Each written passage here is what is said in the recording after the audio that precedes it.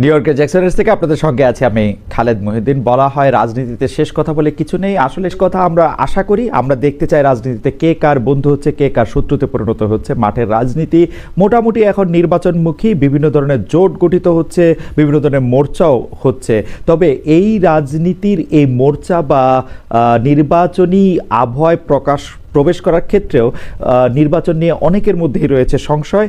এইসব নিয়ে কথা বলার জন্য আজ আমাদের সঙ্গে রয়েছেন জামায়াতে ইসলামের আমির ডক্টর শফিকুর রহমান আমাদের সঙ্গে আজকে আছেন। তাকে আমরা স্বাগত জানাই। তিনি আমাদের সময় দিয়েছেন, তার এই চরম ব্যস্ততার মধ্যেও তিনি আমাদের সাথে যুক্ত হয়েছেন এবং অনেকগুলো বিষয়ে তিনি যুক্ত আছেন নানা রকম কারণে, তবুও আমাদের তিনি সাথে আছেন, সেজন্য তাকে আন্তরিক ধন্যবাদ ও কৃতজ্ঞতা জানিয়ে আজ আমাদের সাথে আরও থাক জনাব তারেক রহমান। আপনাকে আমাদের অনুষ্ঠানে স্বাগত জানাই। আপনি আমাদের শুভেচ্ছা এবং কৃতজ্ঞতা জানবেন। আমরা আপনাকে খুব ধন্যবাদ জানাই আমাদেরকে সময় দেওয়ার জন্য। রাজনীতি আমার চেয়ে আপনারা যে কম বুঝেন তা না, ক্ষেত্র বিশেষে আপনাদের অনেকের অভিজ্ঞতা আমার থেকে বেশি, অভিজ্ঞতা বেশি, জ্ঞান বেশি। আমাদের বেশি অভিজ্ঞতা থাকুক বা কম থাকুক, এতটুকু নিশ্চয়ই আমরা সকলে বুঝেছি যে কথাটি আমি 100 বছর আগে বলেছিলাম যে নির্বাচন অত সহজ হবে না, ষড়যন্ত্র কিন্তু থেমে নেই। আপনারা গুলশান অফিসে অনেকেই এসেছিলেন যখন আমরা আমাদের যারা মোটামুটি ভাবে প্রত্যাশিত প্রার্থী ছিলেন এরকম আমরা যাদেরকে ডেকেছিলাম, সেখানে আমি একটা কথা বলেছিলাম, ষড়যন্ত্র কিন্তু থেমে নেই।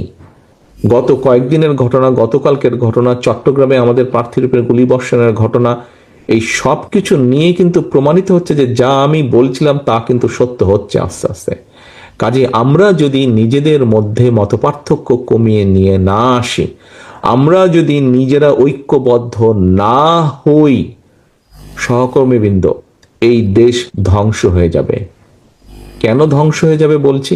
প্রতিবার আপনারা খেয়াল করে দেখেন, আপনি বিএনপি বলেন না, facts and figure and history যা বলে, প্রত্যেকবার এই দেশ ধ্বংসের দ্বার প্রান্তে গিয়েছে। প্রত্যেকবার আপনারা, কখনো শহীদ জিয়ার নেতৃত্বে, কখনো দেশনেত্রী খালেদা জিয়ার নেতৃত্বে, বিএনপি আস্তে আস্তে সেই খাদের কিনারা থেকে দেশকে আবার বের করে নিয়ে এসেছে। সহকর্মীবৃন্দ, কেউ মানুক না মানুক, কারো ভালো লাগুক না লাগুক, কিচ্ছু যায় আসে না।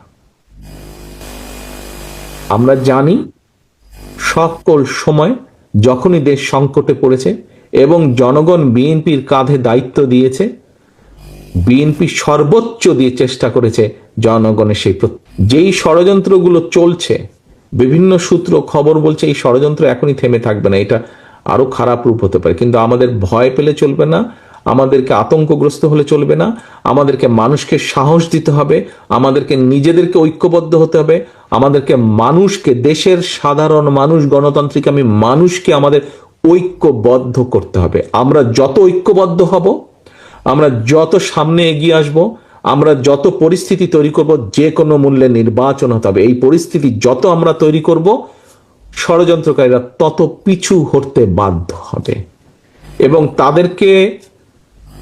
তাদেরকে পিছু হটানোর ক্ষমতা এবং শক্তি একমাত্র আপনাদের আছে। আপনারা যারা বিএনপি করেন, আপনারা যারা শহীদ জিয়ার রাজনীতি করেন, দেশনেত্রী খালেদা জিয়ার রাজনীতি করেন, একমাত্র সেই শক্তি, সেই যোগ্যতা, সেই ক্ষমতা আপনাদের আছে। প্রিয় সহকর্মীবৃন্দ, এখন আমাদের সময় এসেছে আমি কি পেলাম তা না, সময় এসেছে আমি দেশ এবং জাতির জন্য কতটুকু করতে পারলাম দেশ এবং জাতির জন্য। আজকে আপনি যদি দেশ এবং জাতির জন্য কিছু করতে পারেন, আগামী দিনে আপনার সন্তান, আপনার নাতিপুতি, এরা ভালো থাকবে, আপনার ভবিষ্যৎ বংশধর ভালো থাকবে। প্রিয় সহকর্মীরা, আজ সময় এসেছে নিজে কি পেলাম সেটা ভুলে যাবার, কি দিতে পারলাম, কি দিচ্ছি, কি দিব দেশ এবং জাতিকে। যদি দিতে পারি তাহলে ইনশাল্লাহ আমরা কিছু পাবো, সম্মান পাবো, মর্যাদা পাবো, শান্তি পাবো। আসুন আমাদের আজকের লক্ষ্য হোক আমাদের এই পরিকল্পনাগুলোর বাস্তবায়ন কাজ শুরু করা। আমাদের আজকের লক্ষ্য হোক দেশে শান্তি, শৃঙ্খলা এবং আইনের শাসনকে প্রতিষ্ঠিত করা। প্রিয় সহকর্মীবৃন্দ, রাজনৈতিক সহকর্মী হিসাবে আপনাদের কাছে আমি এটাই প্রত্যাশা করি যে আমাদের পরিকল্পনা যা আপনারা সারাদিন মিলে, নান্নু একটু আমার সাথে কথাটা শোনেন, ঝালকাঠির নান্নু 2 মিনিট পরে নিজে কথা বলেন, আমি শেষ করে দেবো এখনই। আজকে আমাদের পরিকল্পনা হওয়া উচিত, আমাদের সকলের প্রতিজ্ঞা হওয়া উচিত যে কাগজগুলো আপনাদের কাছে আমরা তুলে দিলাম, প্রথমেই আপনারা হাত তুলে বলেছেন, স্বীকার করেছেন। আমি ধরে নিতে চাই, বিশ্বাস করতে চাই, শুধু হাত তোলার জন্য আপনারা হাত তোলেনি, আপনারা বিশ্বাস করেন বলেই আপনাদের বিশ্বাস থেকে আপনারা হাত তুলেছেন যে এই কাজগুলো যদি আমরা শুরু করতে পারি। বলে থাকেন যে বাংলাদেশে রাজনীতি করতে হলে ভারতের সাথে একটা বড় সম্পর্ক রেখে রাজনীতি করতে হবে। আপনার কাছে কি মনে হয় এই সময় ভারতের সাথে বড় সম্পর্ক কারা রাখতেছেন এবং জামায়াতে ইসলামীর সাথে ভারতের সম্পর্ক আসলে কেমন? প্রথম কথা হলো যে রাজনীতি কার জন্য? রাজনীতি আমার মাটি এবং মানুষের জন্য।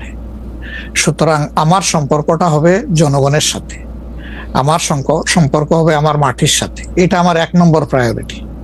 1 নম্বর প্রায়োরিটিকে তার জায়গায় রেখে দুনিয়ায় যারা বন্ধু হয়ে এগিয়ে আসবেন দেশ এবং জনগণের কল্যাণে, আমরা সবাইকে আমরা স্বাগত জানাবো, অভিনন্দন জানাবো এবং বুকে ধারণ করব। কিন্তু যদি এই সম্পর্ক রাখার অর্থ এটি হয় যে কোনো রাষ্ট্রের আনুকূল্য নিয়ে অথবা রাষ্ট্রকে সন্তুষ্ট রেখে কোন ধরনের রাজনৈতিক কর্মকাণ্ড পরিচালিত হবে, আমরা তার সম্পূর্ণ বিরোধী। ওকে, এই ক্ষেত্রে কেউ কেউ বলতেছেন যে বিএনপির সাথে ভারতের একটি সম্পর্ক দেখা যাচ্ছে, আবার কেউ কেউ উল্টোটা বলতেছেন ডক্টর মোহাম্মদ ইউনূস ভারতের সাথে সম্পাদিত শেখ হাসিনা সরকারের কোনো চুক্তি আলোর সম্মুখে আনছেন না এবং তার কোনোটি বাতিল করছেন না, কারণ ডক্টর মোহাম্মদ ইউনূস সরকারেরও ভারতের সাথে একটি নিবিড় এবং প্রবল সম্পর্ক রয়েছে। আপনি এই দুটি কিভাবে বিবেচনা করেন যে বিএনপির সাথে কি আসলে ভারতের একটি প্যাক্ট আছে? ডক্টর মোহাম্মদ ইউনূস কি ভারতের কাছে মুখে যাই বলুন খুবই নতজানু সরকার? মানে হোয়াট ইজ আপনার বিশ্লেষণ একটু শুনতে চাই। আসলে প্রথমটা আপনি যেমনটি শুনছেন আমিও তেমন শুনতেছি, আমার কাছে এর কোনো ডকুমেন্ট নাই। আর দ্বিতীয়টা যেটা বলতেছেন ডক্টর ইউনূস সাহেবের ব্যাপারে, আমি এর কোনো আলামত দেখতে পাচ্ছি না যে উনি ভারতের কাছে নত জানু, এর কোনো আলামত আমার কাছে স্পষ্ট নয়। ভারতের সাথে আমরা ভারতকে বিভিন্ন বিষয়ে তার সাথে কনফ্লিক্টে দেখতে পাচ্ছি। ভারতের সাথে হাসিনা সরকারের সম্পাদিত চুক্তিকে তিনি সামনে আনতেছেন না, এইটা একটা অভিযোগ। আরেকটা অভিযোগ হচ্ছে ভারত একতরফাভাবে ট্রান্সশিপমেন্ট এবং স্থলবন্দর দিয়ে মাল আনা নেওয়া বাতিল করলো, এর বিপরীতে বাংলাদেশ কোনো ব্যবস্থায় নেয় নাই এখন পর্যন্ত। আসলে বাংলাদেশের নেওয়ার সেই সুযোগটাও কতটুকু আছে না আছে সেটা বিবেচনায় নিতে হবে। 2 নম্বর হচ্ছে যে ইউনূস সরকার এখন দায়িত্বে আছেন, আমি ক্ষমতায় বলবো না, এই দেশের জনগণই তাকে দায়িত্ব দিয়েছে, উনি দায়িত্বে আছেন। উনি দায়িত্বে আসার পরে এটা ঠিক যে ভারত বলেছে নির্বাচিত সরকার আসলে তারা দেশকে সহযোগিতা করবে, তা এখানে কি বার্তা দেওয়া হলো তাহলে? সুতরাং এটা কোনোভাবেই টিকে না বিষয়টা। আর এই সরকারের অনেকগুলা প্রায়োরিটি আছে। চুক্তি সম্পাদন হয়েছে 2টা মানে সরকারের মধ্যে ইতিপূর্বে। সেই সরকার নির্বাচনে তার আইনগত এবং নৈতিক বৈধতা কতটুকু ছিল সে নিয়ে হয়তো প্রশ্ন থাকতে পারে, কিন্তু 2টা সরকারের মধ্যে চুক্তি সম্পাদিত হয়েছে এবং পলিটিক্যাল গভর্নমেন্ট দুইটাই, ইন্ডিয়া পলিটিক্যাল গভর্নমেন্ট, বাংলাদেশেও পলিটিক্যাল গভর্নমেন্ট। এই ধরনের কিছু ম্যাটার আছে যেগুলো আসলে পলিটিক্যাল গভর্নমেন্টকেই রিজলভ করতে হবে। যেমন কিছুদিন আগে আপনারা মানবিক করিডোর নামে একটা বিষয়ের কথা শুনেছেন, আমরা কিন্তু A to Z বলেছি নো, এটাই সরকারের ফাংশন হওয়া উচিত।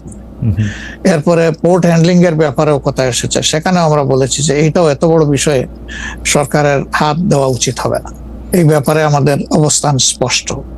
সুতরাং তারা আরো যে প্রায়োরিটি গুলো আছে, বিশেষ করে কিছু বেসিক রিফরমেশন না করলে আগামীতে একটা গুড গভর্নেন্সের জন্য একটা গুড সরকার গঠন করা সম্ভব হবে না, একটা ভালো ইলেকশন হবে না, এই বিষয়গুলোকেই এখন মূলত প্রাধান্য দেওয়া হচ্ছে। দুটি বিষয়, রাষ্ট্রের 2টি স্তম্ভ সম্পর্কে আপনাকে প্রশ্ন করব। আপনি এখন এই মুহূর্তে বা গত 10 মাস 11 মাসের ডক্টর ইউনূস সরকারের শাসনে আপনার কাছে বিচার বিভাগকে যথেষ্ট স্বাধীন এবং সকর্মক মনে হয় কিনা? আরেকটি বিষয় ফ্রিডম অফ প্রেস। আমি যথেষ্ট স্বাধীন মনে করি না। যতদিন পর্যন্ত বিচার বিভাগ সম্পূর্ণভাবে আলাদা না হবে নির্বাহী বিভাগ থেকে, ততদিন পর্যন্ত এটাকে স্বাধীন বলা যাবে না। যেমন বিচার বিভাগের একটা ডিমান্ড আমাদের আছে যে এটাকে স্বাধীন করার জন্য স্বাধীন সচিবালয় গঠন করতে হবে। সেটা এই সরকারের একটা অঙ্গীকারের মতোই ছিল, কিন্তু এখন পর্যন্ত সেটা হয়নি। আমরা এটা দেখতে চাই যে অবিলম্বে সেটা হোক। যদি স্বাধীন সচিবালয় কায়েম নাই হয় তাহলে বিচার বিভাগ স্বাধীন হবে কিভাবে? নির্বাহীর অধীনে থাকে তো বিচার বিভাগ স্বাধীন হতে পারে না। এমনিতে আমরা সারা দেশে যে বিচার আদালতগুলি দেখি বা আমাদের যে আপিল আদালত অর্থাৎ হাইকোর্ট বিভাগ এবং আপিল ডিভিশন যে রায়গুলি এই পর্যন্ত দিয়েছে বা দিচ্ছে, আপনার সাথে তো সারা বাংলাদেশের সবাই কানেক্টেড। আপনার কাছে কি মনে হয় যে তারা স্বাধীনভাবে কাজ করতে পারছে, নাকি নির্বাহী বিভাগ আওয়ামী লীগ সরকারের মতোই বা পূর্ববর্তী অন্য রাজনৈতিক সরকারের মতোই প্রভাব বিস্তার করেই চলছে? ইউনূস সরকারও আসলে সুপ্রিম কোর্টের পজিশনটা আমার কাছে আমি প্রথমে আনতে চাই। এখন যিনি প্রধান বিচারপতির দায়িত্বে আছেন তাকে, তার পারফরমেন্সকে আমরা যতটুকু পর্যবেক্ষণ করার সুযোগ পেয়েছি, আমাদের মনে হয়েছে তিনি তার বিবেক এবং তার স্বাধীন চেতা মানসিকতার জায়গা থেকেই তিনি পারফর্ম করছেন। হাইকোর্টের যেহেতু অনেকগুলা বেঞ্চ, সেখানে পার্সন টু পার্সন ডিফারেন্স হতেই পারে, কিন্তু আলটিমেটলি বিচার তো যাবে শেষ পর্যায়ে সুপ্রিম কোর্টের হাতে। এই জায়গাটাকে অতীতের যে কোনো সময়ের তুলনায় আমাদের কাছে বেটার মনে হচ্ছে আপাতত। ভবিষ্যতে তারা কি করবেন সেটা এখনই অগ্রিম বলা যাচ্ছে না। ওকে। আর বিচার আদালতের প্রশ্নে মানে জজ অ্যান্ড সেশনস কোর্ট যেগুলি, ডিস্ট্রিক্ট জজ অ্যান্ড সেশনস কোর্ট যেগুলি আছে 64টা জেলা এবং অন্যান্য ট্রাইব্যুনালগুলি, তারা কি স্বাধীনভাবে কাজ করতে পারছে? আমাদের কাছে যতটুকু ইনফরমেশন, সব জায়গায় তারা স্বাধীনভাবে কাজ করতে পারছেন না। বিভিন্ন আনডিউ প্রেসার তাদের উপরে আছে। এটা কি নির্বাহী বিভাগের উপর থেকে, নাকি এটা জামাত ইসলামী প্রেসারটা দিচ্ছে বা বিএনপি প্রেসারটা দিচ্ছে বা এনসিপি প্রেসারটা দিচ্ছে? আমরা তো কোনো প্রেসারের পক্ষে নাই। আমরা always in favour of fair justice. আমরা আনফেয়ার কোনো জাস্টিস চাই না, আমরা চাই ফেয়ার জাস্টিস। এখন আর কারা দিচ্ছে না দিচ্ছে, আপনার টক শোতেই আপনি মেনি টাইমস বলেছেন, আমাকে উত্তর দেওয়ার দরকার নাই। আপনি যথেষ্ট জনগণের পক্ষে মতামত ব্যক্ত করার জন্য আপনি বহু সময় এই কথাগুলো রিপিট করেছেন। আমরা কিন্তু এর পক্ষে নাই এবং আমাদের বিরুদ্ধে এই ধরনের কোনো কমপ্লেইন কোথাও নেই। আর যদি ফ্রিডম অফ প্রেসের কথায় আসি, অর্থাৎ সংবাদপত্রের স্বাধীনতা বা গণমাধ্যমের স্বাধীনতা প্রশ্নে আপনার কাছে এই 10 মাসের বিবেচনা যদি চাই বা বিচার যদি চাই, আপনি কেমন দেখছেন যে স্বাধীনভাবে মত প্রকাশ করা যাচ্ছে কিনা? মানে সংখ্যা যারা সংখ্যায় কম তারাও তাদের মতামত দিতে পারছে কিনা? জি না, সেটা আমি আসতেছি। যদি আপনি in comparison two previous period, that is last 15.5 years, even another 2 years you can add with it. সকল কেয়ারটেকার সরকারের 2 বছর, পরবর্তী 15.5 বছর। অনেক সময় প্রেস আমাদেরকে বলতো, আমরা যখন জিজ্ঞেস করতাম যে এই ধরনের একটা জলজ্জন্ত মিথ্যাচার কেমনে করলেন, ওই যে কিছু করার নাই, স্ক্রিপ্ট লেখা ছিল, আমাদেরকে এটা জাস্ট ব্রডকাস্ট করতে হয়েছে। তো এখন সেই পরিস্থিতি এরকম নাই বলে আমাদের কাছে মনে হয়। তারপরেও আমরা প্রেসের কাছ থেকে বিভিন্ন সময় শুনি তাদের কিছু কনসার্নের জায়গা এখনো বিদ্যমান। কেউ কেউ এখনো তাদের উপরে আনডিউ প্রেসার দিয়ে থাকেন, এটা করতে পারবেন, এটা করতে পারবেন না। এটা যদি থাকে, একটা মিনিমাম রেঞ্জেও থাকে, তাহলে তো আমরা কমপ্লিট ফ্রিডম অফ স্পিচ বলতে পারছি না, ফ্রিডম অফ এক্সপ্রেশন আমরা বলতে পারছি না। এটা কিছুটা যে এখনো প্রিভেল করছে, এটা আমরা অনুভব করি। তবে আমরা ফিল করি যে প্রেসকে তাদের মতোই রোল প্লে করতে দেওয়া উচিত। আর প্রেসের কাছেও আমাদের প্রত্যাশা, তারা যেন সাদাকে সাদাই বলেন, সাদাকে অন্তত ধূসর বানাবেন না, এবং কালোকেও তারা মানে সার্ফ এক্সেল দিয়ে সাদা বানাবেন না। 5 আগস্টের পর এই প্রশ্ন অবশ্য অনেকবার আপনার সামনে এসছে। তারপর আমি আপনাকে বলি, যেহেতু আপনার সাথে আমার দেখা হচ্ছে নতুন একটা ঘটনার পরে, এই প্রসঙ্গে নতুন একটা ঘটনার পরে, আপনি কিন্তু যে কোনো জায়গাতে এক ধরনের সমন্বয়ের প্রত্যাশী একজন মানুষ, ক্ষমা করার পক্ষে একজন মানুষ। আপনি সর্বশেষ যে আওয়ামী লীগের রাজনীতি নিষিদ্ধ করা হলো এবং দলকে আসলে তার সকল কার্যক্রম নিষিদ্ধ করা হলো, এইটা নিয়ে আমরা দেখেছি যে আপনার দলকে যারা সমর্থন করেন তারাও সেই নিষিদ্ধের দাবি করেছেন। কিন্তু আমি আপনার পার্সোনাল মতামত জানতে চাই যে আপনি এটা আসলে লাইক করেছেন কিনা, বা আপনি এটা পছন্দ করেছেন কিনা, বা আপনার যদি একক ক্ষমতা নেয়ার মানে সিদ্ধান্ত নেয়ার, আপনি আপনার একক সিদ্ধান্ত প্রয়োগ করতেন, তাহলে আপনি এটা করতেন কিনা? দেখেন, এখানে অনেকগুলা বিষয়। আমাকে ইদানিং ফরেন মিশনের যারা বাংলাদেশে আছেন এনভয় বা আপনার রাষ্ট্রদূত যারা আছেন তারাও জিজ্ঞেস করেন যে ন্যাশনাল রিকনসিলিয়েশনের একটা জায়গা থাকা উচিত কিনা। তাই আমি বলি অবশ্যই উচিত। তবে বিষয়টা হলো যে আমাদের ওন্ড গুলা একদম তাজা, ট্রমা গুলা এখনো মেন্টাল এবং ফিজিক্যাল ট্রমা এখনো বিদ্যমান। হাসপাতালের বেডে এখনো রয়ে গেছে ইনজিওর্ড পার্সন গুলো। শহীদ পরিবারের অনেকেই তাদের আপনজনের লাশও এখন পায় না, লাশের সন্ধান বা কবরের সন্ধানও পায়নি। সো এটা একদম তাজা একটা বিষয়। যেমন আমরা যদি সাউথ আফ্রিকার কথা ধরি, তাহলে ডিকেডস আফটার ডিকেডস এটাকে হিলিং করতে, রিকনসিলিয়েশনে আনতে সময় লেগেছে। অতএব মিনিমাম একটা সময় দিতে হবে। আওয়ামী লীগের ক্ষেত্রে কি হয়েছে, তাদেরকে নিষিদ্ধ করা হয়নি, তাদের কার্যক্রমের উপরে মানে নিষেধ আরোপ করা হয়েছে, তারা ফাংশন গুলা করতে পারবেন। 15.5 বছর তো তারা সুযোগ পেয়েছিলেন এই দেশে ফেয়ার ডেমোক্রেসি, তারা চাইলে কিন্তু কালচার করতে পারতেন এবং ইতিহাসে স্মরণীয় হয়ে থাকতে পারতেন। কিন্তু আসলে আপনিও তো তাদের অনেক কর্মকাণ্ডের প্রতিবাদ করেছেন অত্যন্ত জোরালো ভাবে। আগের আপনার ঠিকানা থেকে, বর্তমান ঠিকানা থেকে, সব জায়গা থেকে আপনি যেখানে যখন ছিলেন আপনি করেছেন। কেন করলেন? এই জিনিসগুলো অ্যাকসেপ্টেবল ছিল না, এই জন্যই তো করেছেন। তো তারা তো 15.5 বছর মানুষকে তাদের কোনো ডেমোক্রেটিক এবং পলিটিক্যাল রাইট দেয় নাই। জাস্টিস পাওয়ার রাইটটাও তারা স্ন্যাচ করে নিয়েছিল। এই ধরনের সবগুলা রাইটই তো কার্যত তারা কেড়ে নিয়েছিল। আপনি যদি প্রেসের কথা বলেন, এখন তো অ্যাটলিস্ট যখন তখন যাকে তাকে প্রধান উপদেষ্টাকে একটা কথা বলেছে ঢুকাই দাও, মামলা একটা দিয়ে তাকে সাথে সাথে ঢুকাই দাও, এই কাজটা এখন হচ্ছে না।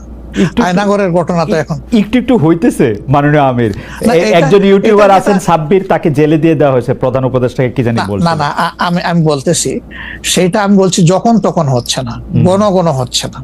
2-1টা কেস হইতেই পারে, এটা এক্সেপশন, কিন্তু আগে তো এটা ছিল প্র্যাকটিস এন্ড র্যান্ডম, এটা কিন্তু এখন হচ্ছে না। তারপরে আপনি দেখেন যে আয়নাগরের যে বিষয়টা, মানুষকে ধরে নিয়ে ঢুকাই দাও, হোয়ার অ্যাবাউট কেউ জানে না, তার ফ্যামিলি জানে না যে মানুষটা বেঁচে আছে নাকি মরেই গেছে। যদি মরে যায় তার কবর কোথায়, আদৌ জীবনে দেখবো কিনা তার কবরটা, সেটাও তো প্রশ্ন। এরকম তো ঘটনা ঘটেছে। এবং যাদেরকে আয়নাগরে নেওয়া হয়েছে তারা কিন্তু সবাই ফিরে আসেননি। তারা অনেকেই এখনো আমরা জানি না তারা কোথায় আছে, আদৌ বেঁচে আছেন কিনা। তো এগুলা তো এখন হচ্ছে না। বায়বীয় মামলা যেটা বলা হয় সরকারের পক্ষ থেকে, এখন সরকারের পক্ষ থেকে সেরকম মামলা নেই। এখন মামলা হচ্ছে পলিটিক্যাল যারা বিভিন্ন পার্টিজ আছেন তারা, সেই ক্ষেত্রে এক এক দলের এক একটা দৃষ্টিভঙ্গি। আমাদের দৃষ্টিভঙ্গি হচ্ছে যে ফর ফেয়ার জাস্টিস কমপ্লেইনটা পুরো অ্যাট্রোসিটি করেছেন যারা এটার পারপিটেটর, তাদেরকে ডিরেক্ট যারা আছেন তাদেরকে বাদ দিয়ে আমরা কোনো মামলায় কাউকে আসামি করিনি। এই জন্য আমাদের মামলায় শত কোনো আসামি নেই। অন্যান্য সংস্থার বা দলের বা অথরিটির থাকতে পারে। তো এই জিনিসগুলোর কিছুটা হলেও ডেভেলপমেন্ট হয়েছে, কিন্তু আরো অনেক হওয়ার প্রয়োজন আছে এবং সুযোগ আছে। এই ক্ষেত্রে আমি শুধু একটা লাইন করে একটু বোঝার জন্য, যে মানে আওয়ামী লীগ নিষিদ্ধ করা হয় নাই, আওয়ামী লীগের কার্যক্রম নিষিদ্ধ করা হয়েছে, দুইটার মধ্যে তফাৎ কি আসলে? মানে তারা মানে কি করতে পারবে আর কি করতে পারবে না, মানে একজন আওয়ামী লীগ কি করতে পারবে এখন? মানে আমার একটা আন্ডারস্ট্যান্ডিং হচ্ছে আওয়ামী লীগ নিষিদ্ধ, তা আপনি বলতেছেন না দুইটার মধ্যে একটু তফাৎ আছে। তফাৎটা কি আসলে? দেখেন, নিষিদ্ধ তো আমাদেরও করা হয়েছিল, তাই না? এবং একবার না, আমাদের এই সংগঠনের জন্মের পরে দফায় দফায় আমাদেরকে নিষিদ্ধ করা হয়েছে।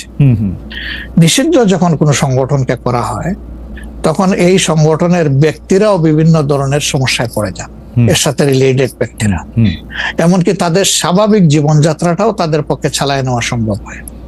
তারা যদি সমাজের কোনো ক্রিমিনাল ব্যক্তি নাও হয়ে থাকেন তবুও তাদের উপরে সমস্যা আরোপ হয়েছে। কিন্তু যখন কার্যক্রম নিষিদ্ধ থাকবে তখন ওই পলিটিক্যাল কার্যক্রম গুলা ছাড়া বাকি জীবনের সবই তো তারা করতে পারবে, করছে তো। আচ্ছা, তারা তো এই দেশ ছেড়ে সবাই তো আর চলে যাননি, সবাইকে জেলেও ঢুকানো হয়নি। এইটা একটু পরিষ্কার হয়েছে।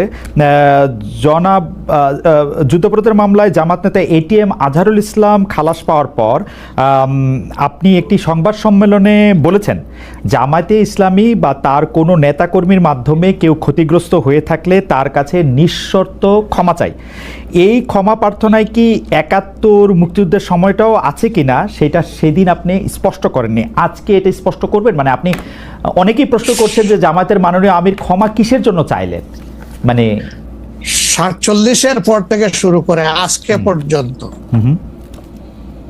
শুধু ৭১ না, ৪৭-এর পর থেকে শুরু করে আজকে পর্যন্ত আমাদের দ্বারা যত মানুষ যত জায়গায় কষ্ট পেয়েছে, কেউ যদি ক্ষতিগ্রস্ত হয়ে থাকে, সেই মানুষগুলো তাদের সকলের কাছে আমি বিনা শর্তে ক্ষমা চেয়েছি। কেন ক্ষমা চেয়েছি? আমরা মানুষ, ইন্ডিভিজুয়াল মানুষ যেমন ভুল করতে পারে, মানুষের সমষ্টি একটা দলেরও বিভিন্ন ভুল সিদ্ধান্ত থাকতে পারে। কোনটা ভুল কোনটা সঠিক ইতিহাস এটা নির্ধারণ করবে। আজকে যেটাকে ভুল বলা হচ্ছে, কালকে এটাই হয়তো সবচেয়ে বড় সঠিক হিসাবে প্রমাণিত হবে। আর ইতিহাসের পালাবদলে রাজনীতিতে সবাই জিতে না, কেউ জিতে কেউ হারে। আমরা আদর্শবাদী একটা দল, আমরা বিশ্বাস করি আমরা মানুষ ভুলের ঊর্ধ্বে নই। আমাদের দ্বারা, আমাদের সহকর্মীদের দ্বারা মানুষ বিভিন্ন ক্ষেত্রে কষ্ট পেতে পারে, ক্ষতিগ্রস্ত হতে পারে। আমি সব কিছুর জন্য কোনো শর্ত আরোপ না করেই মাপ চেয়েছি। ওকে, মানে ৪৭ এবং থেকে মাপ চাওয়ার মধ্যে কোনো পরাজয় নাই, লজ্জা অবশ্যই নাই। ৪৭ থেকে আজ পর্যন্ত যে কোনো কিছুর জন্য মানুষ আপনাদের কাছ থেকে যদি কোনো ধরনের আঘাত পেয়ে থাকে, তার জন্য আপনি দুঃখ প্রকাশ করেছেন বা ক্ষমা চেয়েছেন।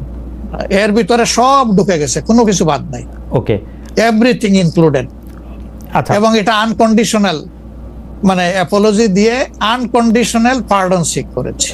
এইটা কি ডক্টর শফিকুর রহমান, আমি আসলে যেহেতু আপনার সঙ্গে আমার মানে নানা সময় কথা বলার সৌভাগ্য হয়েছে, মানে পর্দার বাইরে পর্দার ভিতরে, সেটা আমি জানি বলেই আমি আমার প্রশ্নটা করছি যে আপনি যে ৭১টাকে এই ৪৭ থেকে আজ পর্যন্ত একসাথে বললেন, এর কি কোনো বিশেষ কারণ আছে নাকি? মানে না না না না না না, কোনো বিশেষ কারণ নাই। আমার মানবিক মূল্যবোধের জায়গা এবং আমার দায়িত্বের জায়গা থেকে বলেছি, অনুভূতির জায়গা থেকে, দায়িত্ব এবং অনুভূতির জায়গা, বিশেষ কোনো কারণ। আচ্ছা, আমি আবার ২-৩ দিনের ঘটনা একটু আসি। আমরা দুইটা ঘটনা আমরা দেখেছি যে আমাদের অনেককে ব্যথিত করেছে। একটা হচ্ছে লালমনিরহাটে একজন যিনি নরসুন্দর, তিনি এবং তার ছেলেকে খুব আয়োজন করে মারধর করা হচ্ছে এবং তাদেরকে টেনে নিয়ে পুলিশের কাছে নিয়ে যাওয়া হয়েছে। এবং আরেকজন যিনি ২০১৮ সালের ডিসেম্বরের রাতের ভোট বলে খ্যাত নির্বাচনের যে প্রধান নির্বাচন কমিশনার, তাকে আসলে খুবই অপমানজনকভাবে মানে থানায় নিয়ে যাওয়া হয়েছে এবং সেটা আবার ভিডিও করা হয়েছে।